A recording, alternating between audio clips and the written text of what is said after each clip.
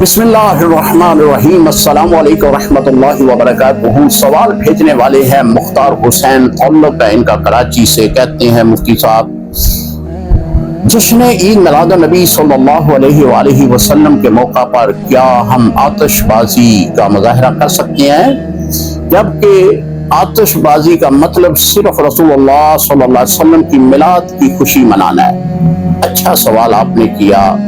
دور حاضر میں اس کی بہت اہمیت ہے اس سوال کی۔ دیکھیں، آتش بازی منکرات شریعہ میں ہے۔ مفتی احمد یار خان نعیمی رحمۃ اللہ تعالی علیہ اپنی کتاب میں لکھتے ہیں کہ آتش بازی کا بنانے والا نمرود ہے۔ جب سیدنا ابراہیم علیہ السلام کو آگ میں ڈالا گیا تو نمرود اور اس کے حواری آگ کے گولے بنا کر حضرت سیدنا ابراہیم علیہ السلام کی طرف پھینکتے تھے۔ سید اعلیٰ حضرت امام احمد رضا خان بریلوی رحمۃ اللہ تعالی علیہ آپ نے بھی لکھا ہے کہ ایسی مجالس، ایسی محفلوں میں نہ جائیں کہ جہاں پہ آتش بازی کی جا رہی ہو۔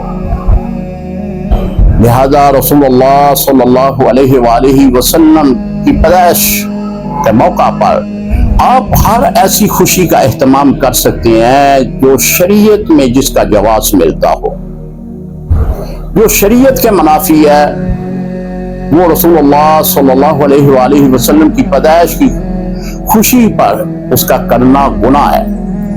جس طرح کے ڈھول باجے حضور علیہ الصلوۃ والسلام کی پیدائش کی خوشی کے موقع پر ایسا کرنا یہ بھی جائز نہیں ہے۔ اللہ سے دعا ہے کہ اللہ تعالی ہمیں شریعت مطہرہ پہ عمل کرنے کی توفیق عطا فرمائے۔